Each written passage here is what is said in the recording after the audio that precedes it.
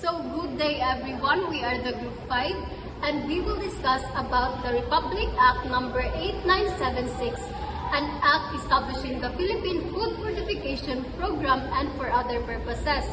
So let's start with the section 1, which is the title.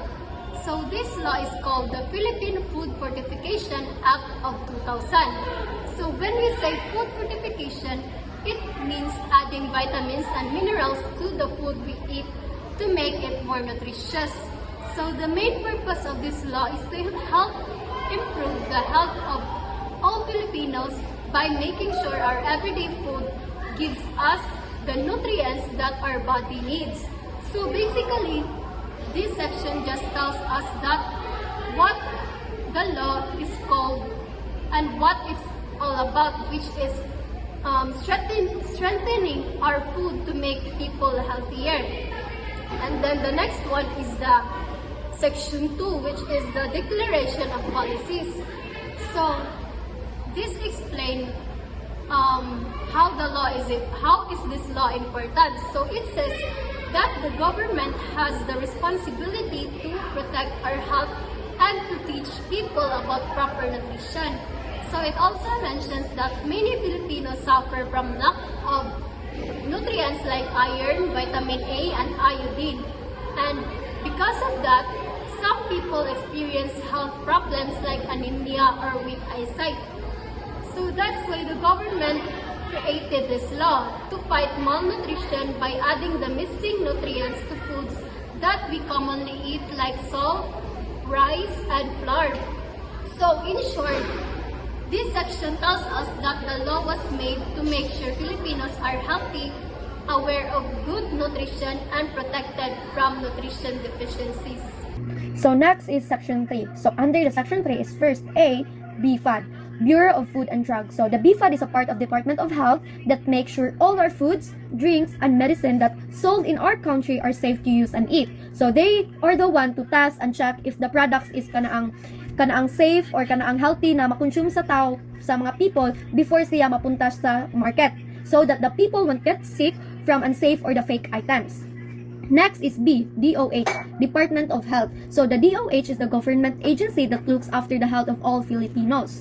It creates programs, laws, and projects to prevent diseases and also improve hospitals facilities and promote healthy living across the country. Next is C, fortification. Fortifications means adding extra nutrients like vitamins or minerals to food to make it healthier. So this helps people avoid nutrition problems or deficiency. Just like for example, like cooking oil. So ang cooking oil ilang giadan og vitamin A para more ang cooking oil like healthy benefits na makuha ba, just like for example cooking oil na siya vitamin A like ang katong cooking oil na kanang more nutritious na siya, and also helps prevent health problems like kanang poor eyesight. Next is D, fortificant. So a fortificant is the actual nutrient or substance added to a food during fortification. So just like for example, like iron added to rice or flour. So mao nang kanang fortificant. So flour is the fortificant. So it helps people avoid iron deficiency or anemia. So di ba may tag iron at if ato siya i-add sa kanaang rice or flour, makaingon jud ta if mogamit ta ana like maadan ato ang blood dili ta kanang atong blood ba dili mo low, like naka-add siya, naka-help siya nato. Next is E, micronutrients. So from the word micro, small amounts ra jud. So micronutrients that are nutrients that our body needs in very small amounts, but they're very important for our health. Kanang bahala lang small amount siya, but it is kanang nagyapon siya importansya. So this includes vitamins like vitamin C, A, and D, and also minerals like iron, calcium, and zinc. So even a small lack like makuwangan lang siya ani nga mga vitamins or minerals makakause jud sa atong health problems. So next is F, manufacturer. So a manufacturer is a person or company that makes or process food before selling it. So they are the one responsible for ensuring that the food is clean, safe, and meets the health standard. Kaya sila ra bang maghatag sa kanang mga market or like mga retailer ana, sila man ang ara man nagikad atong mga food, medicine. So importante jud ang kanang manufacturer or ang company or person nagbuhat jud sila og kanang mga healthy regulations or like policies para dili kanang mahugawan ang mga vitamins or like mga food na atong i-consume sa atong lawas. So next is G, NCC or National Nutrition Council. So, the NCC is the main group that plans and supervises nutrition programs in the Philippines. So, they are the one or help promote good nutrition for everyone and fight against malnutrition, especially for children and mothers. So, mao ni sila ang kanaang murag mga group gali na mag-promote o kanang mga kanang like feeding programs sa kanang mga bata para ang kanang mga bata kanang sa atong area or that specific area kay walay malnutrition nga kanang issue or like mga nahitabo sa mga bata or sa mga mothers. So, next is H, nutrient. So, a nutrient is any substance found in food that our body needs to stay alive and healthy. So, nutrients help us grow, give us energy, keep our body systems working properly. Like, wala tayong mga diseases, like mga sickness atong mga lawas. So, just like for example, carbohydrates, like makita nato sa rice for atong energy, protein for like makahelp nato building sa atong mga muscles, fats or kanang warm sa ato ang body. So, next is vitamins and minerals for like atong body, gali kay di kay magluya, di kay mag lazy ta, so mag-function jud properly kay nag-take man og kana ang proper amount ang ato ang body. So, next is nutrition labeling. So, nutrition labeling is the system of putting nutrition facts on packaged food. So, kita man tanan like kita nam jud nato yung mapalit ang mga biscuit, like mga pagkaon sa luyo jud ana na nakabutang nga nutrition facts.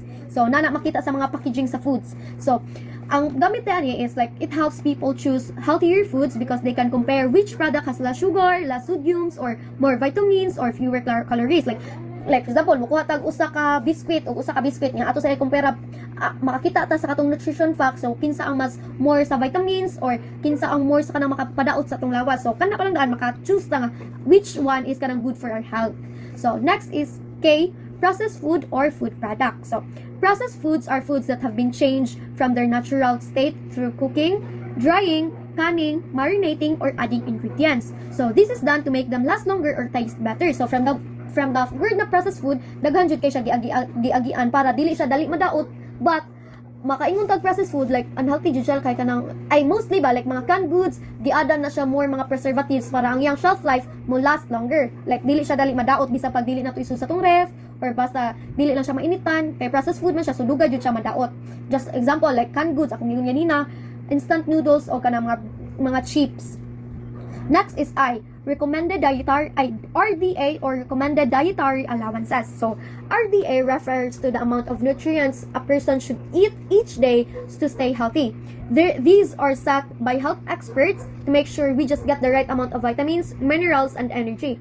Kanang wala ga kuwang, di kay gamay, di sad kay sobra. So ang kaning RDA mao ni sila ang kanaang mag-measure sa pila ka saktong amount na atong i-take sa atong lawas. Kung for example ta vitamins, so dapat ang imong i-take ra na vitamins like ingani ra ka milligrams para like dili maka na masubraan ug di sad makuwangan ang atong lawas. So next is M, Sangkap Pinoy Seal Program or SPSP. So the Sangkap Pinoy program is a project of the Sangkap Pinoy Seal program is a project of the DOH that encourages food companies to make their products healthier by adding important nutrients. When a product passes the standards, so if ang kanang products nakapasa kanang standards sa DOH, kay maka-receive na siya o kanang mga muna kay siyang stamp or kanang logo called nga Sangkap Pinoy Seal. Like makita na nato siya sa mga packages sa mga food. So if makita ta na kanang seal ana or like kanang logo ana, makaingon ta nga this kanang makaingon ta ba nga na approve ni siya sa DOH. So, kay kaning seal helps people recognize that food is nutritious and approved by DOH. So, if makita ta ng seal, makaingon ta, good ni sa ato ang lawas kay na-approvean man sa DOH. So, lastly is N, unprocessed food. So, unprocessed food are those that are still in their natural form and haven't gone through major changes. They may be washed, peeled, or cut, but not cooked or mixed with other chemicals. So, maupon ni ang kanang kaatbang sa processed food. Di ba? Ang processed food, daghan kay siya kanang process na mga step by step para yung shelf life kay mutaas pa. But ang kaning unprocessed food like fresh pa ni wa jud ni siya gisagulan og preservatives, wa jud ni siya saguli og mga chemicals. So just like example ani raw meat, fresh fruits, vegetables o kanang unpolished rice. So that's all for section 3. Section 4 or the food fortification program. So this section explained that the government created a program called the Philippines Food Fortification Program. So this is a program that helps nutrition to help fight the nutrition problems in our country. So it means ang mga food na gipanghimo or gipangtinda sa Philippines, it should have enough nutrients that our body needs. However, kanang mga dietary supplements like kanang mga vitamins, di sila included sa kaning law because they have their own rules. And this program has two parts. First is the voluntary food fortification. When we say voluntary food fortification, this is when the food company choose to add nutrients to their products. And then the next part is the mandatory food fortification. This is when the government requires certain food to add and their nutrients. And then the next is Section 5. Section 5 called the voluntary food fortification. So this part talks about the Sangkap Pinoy Seal program. So it encourages food companies to add important nutrients like iron, vitamin A, or iodine sa ilang product to make them healthier. If the food meets the rules and standards set by the Department of Health and the BFAD, so the product gets isang Sangkap Pinoy Seal on its label. So this kani siya nga seal, it helps people know if ang food kay nutritious. Pero even if ang company wala siya naka-join sa program, it can still fortify its product as long as naka-follow lang sila sa DOH and BFAD standards. Next is Section 6. So Section 6 is all about the food fortification law under RA 8976. This law says that some food we eat every day must be fortified or added with vitamins and minerals to make them healthier and avoid nutrition deficiencies. So first is letter A. So the first part says that a certain staple food must have added nutrients. So these are rice, wheat flour, refined sugar, and cooking oil. So rice must have iron. Wheat flour must have vitamin A and iron. Refined sugar must have vitamin A, same as cooking oil. So other food may be also added later depending on what the National Nutrition Council finds in nutrition studies. So for example, rice sold in grocery stores should have iron in it to help prevent anemia or lack of iron in the body.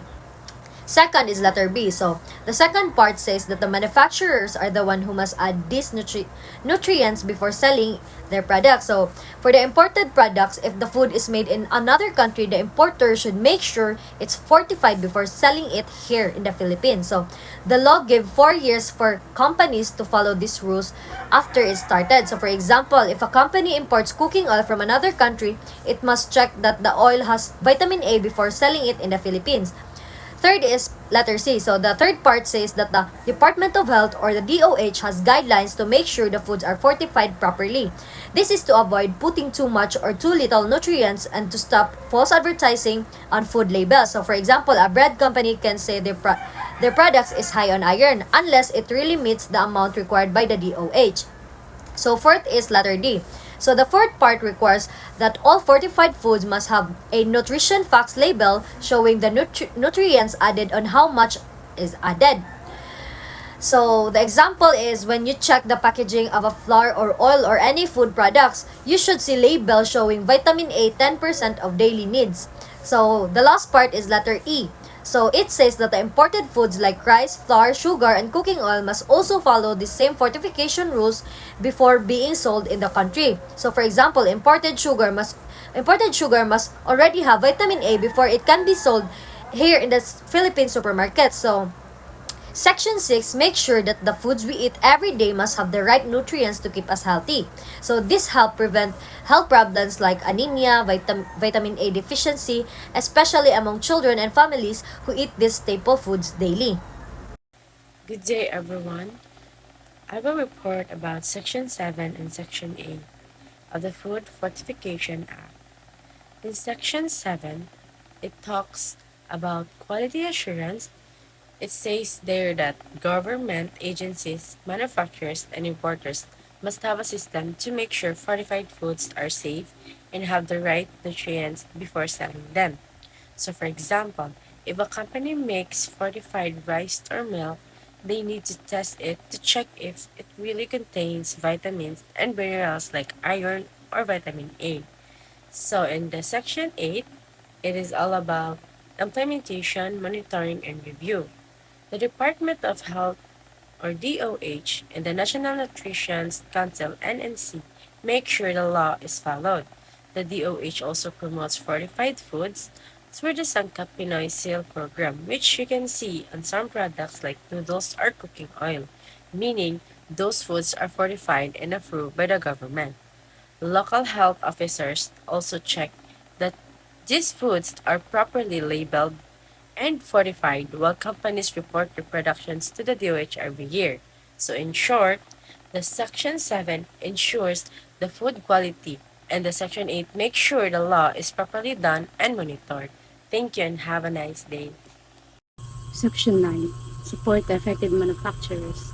So Section 9 talks about how the government help manufacturers or food producers follow the law about food fortification, which means adding nutrients like vitamins and minerals to food. So there are different government agencies that will give support in different ways. So first is the Department of Trade and Industry, or the DTI. So DTI helps factories or companies improve their machines and technology, so they can give soft loans or financial help so manufacturers can buy new equipment to meet the law standard. So example if ang bread factory kay mag-need og new machine to add iron sa flour nila, ang DTI can help them nga makaget og loan for that. Then next kay ang Department of Science and Technology, or the DOST. So ang DOST kay makahelp siya og create og provide sa machines or technology nga can be used for fortifying sa food. So for example kay if ang sole producers nag-need og special mixer to add iodine, so ang DOST can design or maka-provide sila machine para ato. And then next kay ang Land Bank of the Philippines and Livelihood Corporation. Ano siya nga, these agencies help by giving loans with lower interest, so ang company kay makabay sila kung unsa ang need nga i-fortification. So example ang rice mill kay mubaro sila og money from Land Bank at a lower rate to buy machines that add iron sa rice. Ang next kay ang accredited agencies or laboratories. So these are testing centers that make sure ang food products follow the required nutrients and the law. So example kay ang lab can test fortified cooking oil to check if it really has the right amount of vitamin A. And then ang Section 9 is all about government support to help manufacturers follow the fortification rules by giving them money, machines, and technical help. Section 10, non-compliance with fortification process. So, Section 10 explains what happens when food manufacturers do not follow the proper rules and standards for food fortification set by the Department of Health, or DOH. So, fortification means adding nutrients like vitamins and minerals to food to make it healthier. So, if ang manufacturers do not do this correctly, their products will not meet DOH requirements and can be considered non-compliant. So, sa A, if ang nutrients levels in food don't meet DOH requirements, this means the food doesn't have enough nutrients as required by the DOH. So, example kay a milk product is supposed to contain a certain amount of calcium and vitamin A. So, but when tested, it has lower levels. So that means ang company kay didn't follow the correct fortification rule. And then ang B kay if they use a different vitamin or mineral that's not approved sa DOH, manufacturers must only use nutrients approved by the DOH. So, using other types, especially kanang mga cheaper or fake ones, is not allowed. So example ang company fortifies sa ilang rice using a cheap and approved form of iron, even though the added iron is not the type approved by the DOH. So it's still a violation. And then sa C, if the process of adding nutrients doesn't follow DOH proper steps, so it's not just about what nutrients are used, but also how they are added. So the process must be correct so that nutrients are evenly distributed and effective. So example kay ang factory, so mag-add sila og vitamins sa flour nila, but doesn't mix them properly. So as a result, ani kay some parts have too many nutrients while others have none. So meaning the process was done incorrectly. So to wrap it up, ang Section 10DI, it reminds sa mga manufacturers na to follow the proper fortification process. So they must use the right nutrients in the right amount and through the correct procedure approved by the DOH. So this means this ensures that fortified foods are safe, effective, and truly beneficial to consumers' health. Section 11, Administrative Sanction. So this section outlines the penalties that the Department of Health or DOH through the Bureau of Food and Drugs or BFED can impose if ang company doesn't follow the food fortification guidelines.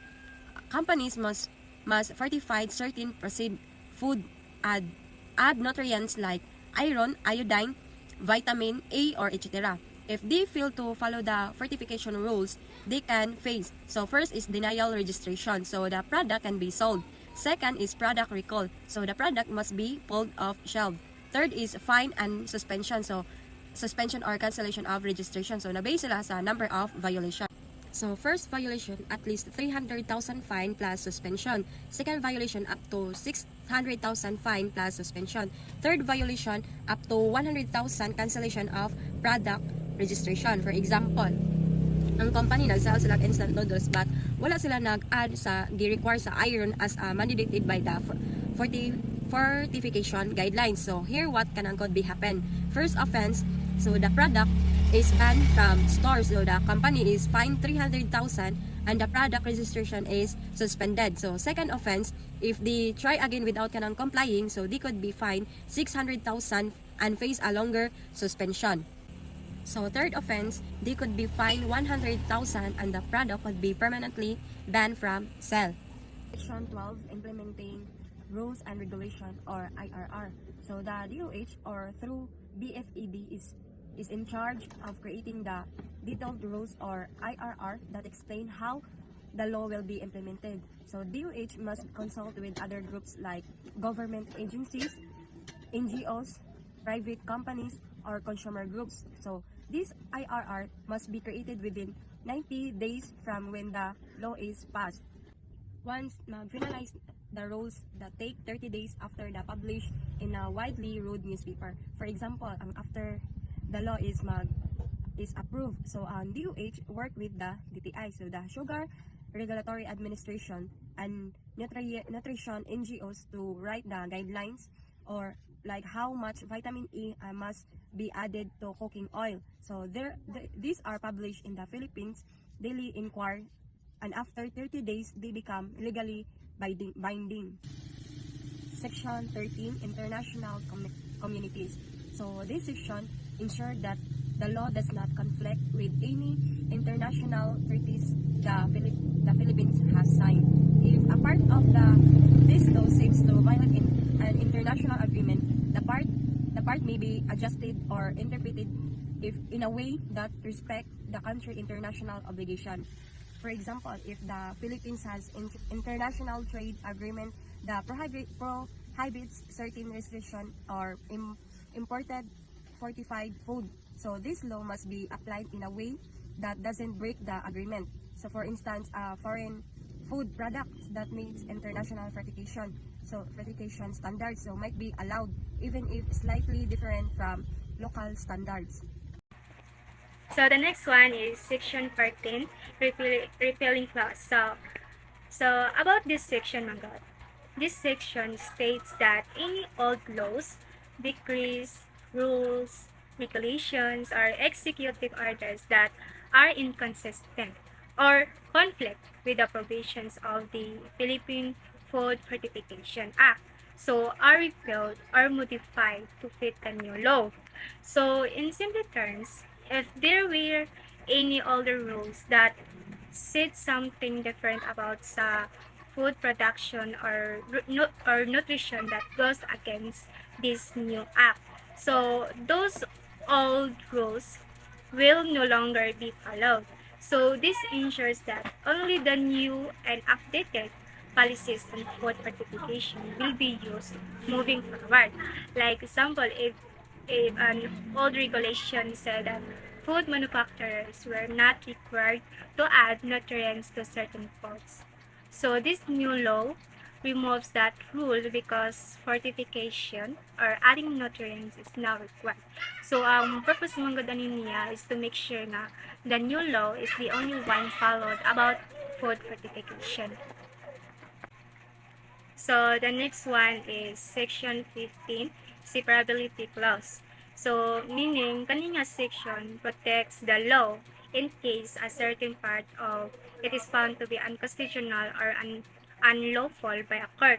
So it says that even if one section is removed or invalidated, so the rest of the law will still remain valid and effective.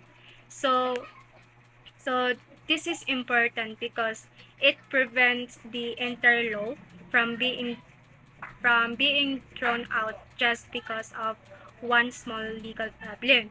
So the valid parts Manggot will continue to be enforced, ensuring that the main goals of the law are still achieved, which is to improve public health through food fortification. Like example, if one provision about the packaging design of certified foods is declared invalid. The other provisions, like those about adding vitamins and minerals, will still continue to be applied. So, ang purpose mong good niya to ensure that the rest of the law remains active siya and useful. So, the next one is section 16, effectivity clause. So, kanina section tells us when the law officially starts, it says that the act shall take effect upon its approval. So meaning that once it is signed by the President and officially published as required by the law, so it immediately becomes valid and enforceable. From that moment, all individuals, companies, and organizations involved in food production and distribution must begin to follow the new rules on food certification. So, it serves as the signal that the law is now active and must be implemented. For example, after the approval of this act, so the food manufacturers are required to start certifying staple foods like mga rice, flour, sugar, and oil with important nutrients such as vitamin A, iron, and iodine to help improve public nutrition. So, ang purpose mong gadanin niya is to tell when the law officially takes effect after sa approval.